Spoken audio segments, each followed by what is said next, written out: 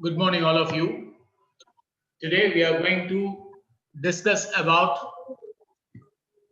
the demand analysis. In that, we are going to discuss in detail about the law of demand. I think we'll keep on joining. We'll start 1 or 2 minutes. Just wait.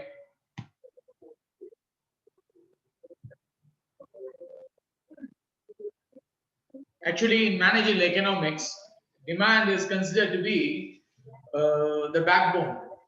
Why? Because when you want to start a business without knowing demand about your product, it is very difficult to survive in the market. That is why it is considered to be a lifeline for the business. Suppose the term demand, suppose you are not able to understand what that, then it's very difficult to understand the subject matter economics, because this is the axiom. The term demand is nothing but a quantum of goods and services that are needed or desired or expected or required by an individual or an industry at a particular price level with a specific period of time. See, whenever we are defining three factors, we are very much. One is the physical product. The second one is who is asking, that is who is needed or desired or required. The third one is the time factor. So without these three elements, we cannot define the term demand. The axiom of the demand force is demonstrated in relation with the wants and source of the product. Suppose Mr. X want to start a business. He want to know about his product. Say the product name is A. Before producing that and before marketing, first he has to do what level of demand is there for product A. Secondly, if you want to satisfy what the customer required, it's very difficult. Why? Because human wants are unlimited, but the sources are limited. That is why we should know the basic term about the managerial economics, that is the demand. There are many authors have defined the term demand, but the following definition is in practice. The amount of specific economic goods or services that an individual customer or a group of customers willing to purchase or willing to experience. Here, willing to purchase is a physical product, willing to experience is the service product at a particular price for the given period of time, supported by ability to pay for the same. So, when you want to know about what is demand is nothing but the basic 3 plus 2 is added. Why? Here we quantify the particular level of requirement, that is the amount of specific, that it's a keyword. What type of good? Two types, either it will be a good or a service. So amount of specific good, economic good or services, who is demanding? Either it may be individual or it may be a group of customers. The second factor is in case of physical product, it is willing to purchase, we have to say. In case service product, willing to experience. When it is for a given period of time, at what price level? A particular price level. Here, the purchasing power you playing a dominant role, supported by ability to pay for the same. I will repeat the definition again. The amount of specific economic good or service that an individual or a group of customers willing to purchase or willing to experience at a particular price for a given period of time, supported by ability to pay for the same. So from this definition, we can able to frame a decision policy. What is decision policy? That is a process for a particular decision making. For that, we should know there are certain factors which will influence the demand. We used to call it as determinants of demand. The very first determinant is the price of the product. Suppose you are producing X a product name is X, then the price is a major factor which decides the demand. If it is very costly, people will not buy. If it is very cheap, means it will be hoarded, because it will not be, some people will not purchase a cheaper price product. So you have to fix accordingly. Not only the price of the product, the next best factor or next determinant is the price of the related product. Suppose there is a competitor for the product X. What will be the price of that product? That also influence your demand. It may be a substitute goods or it may be a complementary goods. That is the third determinant and fourth determinant. Apart from these four, the economic status of the individual decides the demand. That is income of the customer. Apart from demand or price of the product or price of the related product, is maybe a substitute or a complementary, even the income. Another factor is the taste and preference of the customer about the product. Suppose he don't like it, even if you give him free of cost, they will not get. So they prefer that particular product. So the customer taste is another determinant for understanding the demand. The sixth factor or seventh factor is the advertisement expenditure. How you advertise? How many of them? How many of the customer know about your product?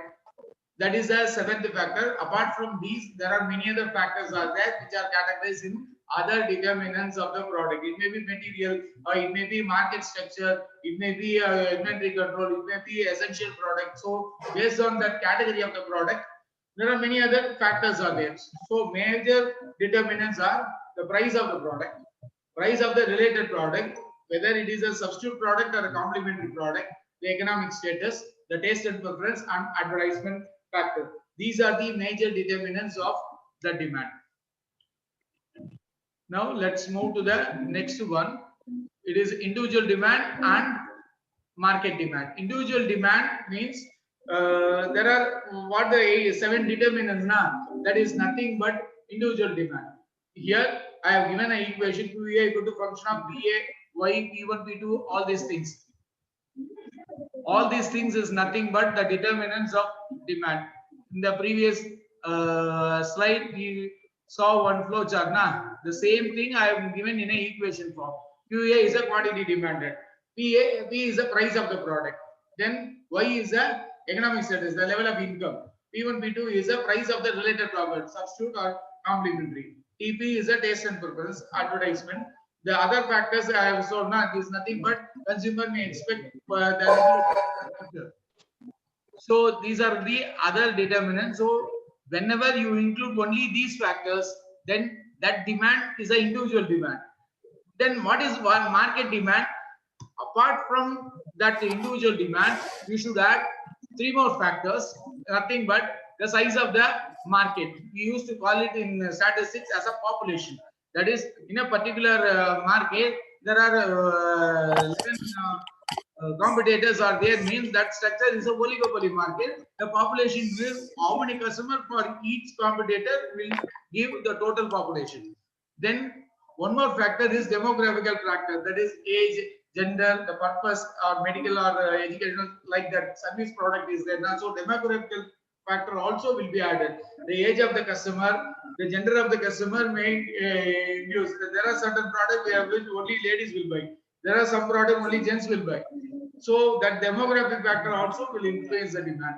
Then O is the other determinants. I already told you about the expectation of future price, budget, political, cultural, social, all these factors coming under the other factors.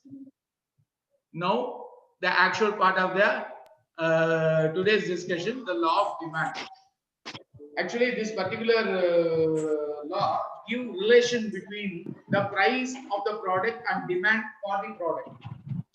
How these two are related? Who has given this? Professor Alfred Marshall has given. Oftenly, people used to ask in section A. You have to write a 3-part. One is the introductory part. In that, you have to say this particular law of demand expresses the relationship between the price of the product and demand for the product. Then in the second para, you should write according to Alfred Marshall. Here, the definition is, for your sake, I have given this particular definition. Other things remain the same. The amount of product demand increases with a falling price and diminishes with a rising price. Here there are three factors we should keep in mind. The very first one, ceteris paribus. That means the other things remain the same. Then how the related, how demand and product is related is amount demanded increases with the falling price and diminishes with the rising price. That is nothing but the inverse relationship between the price and the demand.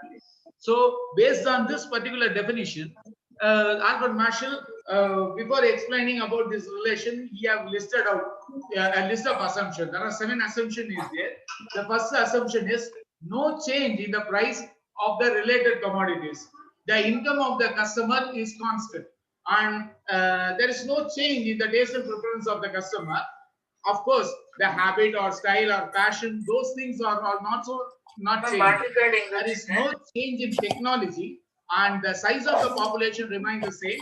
And the last assumption is the expectation of future changes in price is absent. That means what are all the determinants of the demand except the price? We are keeping other things constant.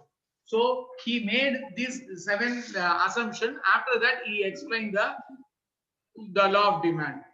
What is law of demand? Other things remains constant. The amount demanded increases with the falling price and diminishes with the rising price.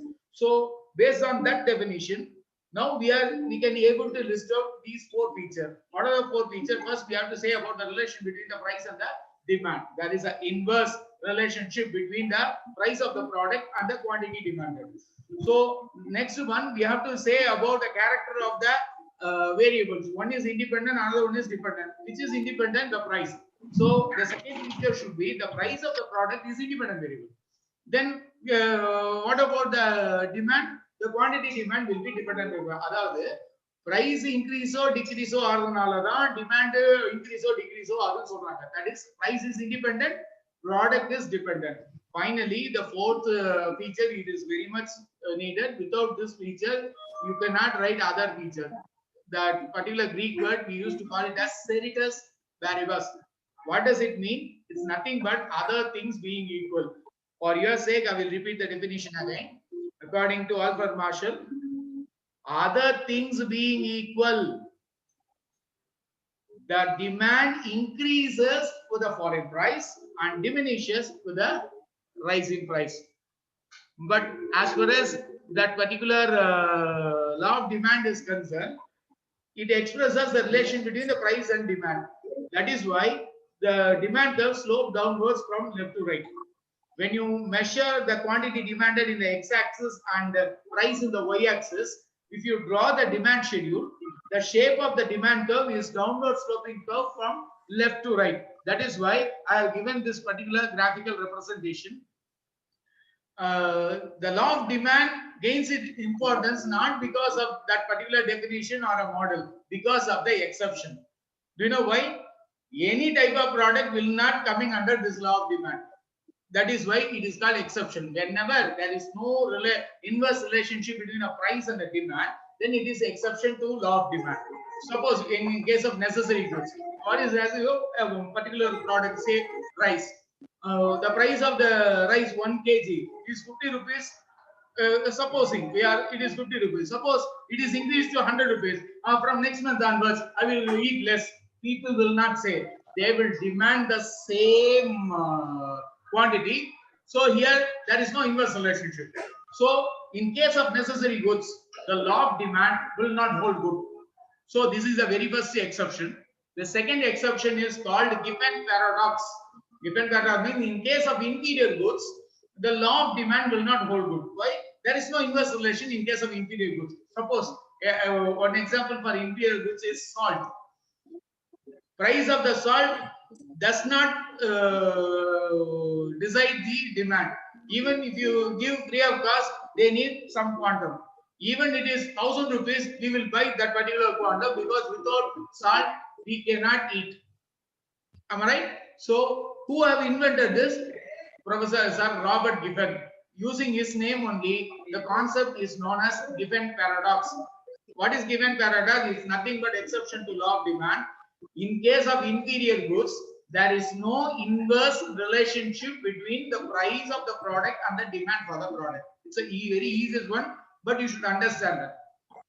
Coming to the third exception, it is called Veblen effect. Veblen effect means in case of luxurious goods, there won't be inverse relation. In fact, it is a direct relation. When the price of the gold increases, the demand also increases. The price of the Rolls-Royce car increases, there also the demand is increases. Whenever the price of the precious metal or super status products are increasing their price, the demand also increases. It is a directly related. That is why in case of luxurious goods, there is no inverse relationship between the price and the demand. Who have invented this? Professor Veblen. So with this name only, we call it as Veblen effect. Then there are many other occasions where the law of demand will not hold good. Suppose under emergency situation or urgency, the law of demand will not hold good. Suppose your friend met an accident and he need a particular group of blood. The price of the blood may be 2,000 rupees, a unit of blood. Suppose the donor is asking, I need 5,000 rupees for a unit of blood. You cannot bargain, or you will not wait. What will be the price? You have to save the life. It's under emergency. You will say, don't bother about the money. Why you are asking 5,000? I am ready to give 10,000.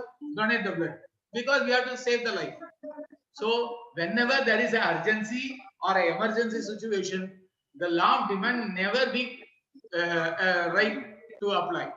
That is why under emergency and urgency, the law of demand is not applicable. One more factor is accepted. Whenever a customer is preferring a particular product, he never bother about the price. Even if you give n number of product, when his preference or his taste is a particular type, then he will not bother about.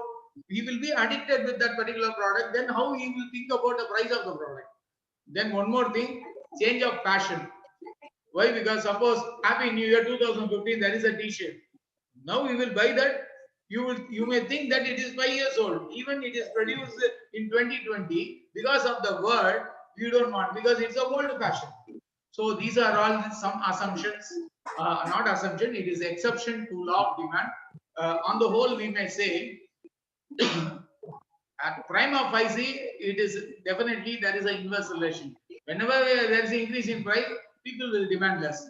Whenever there is a decrease in price, people will demand more. It is on first side, it may be correct, but when you analyze, price is not at all a factor to consider. Why? Because the other factor is influencing more than price.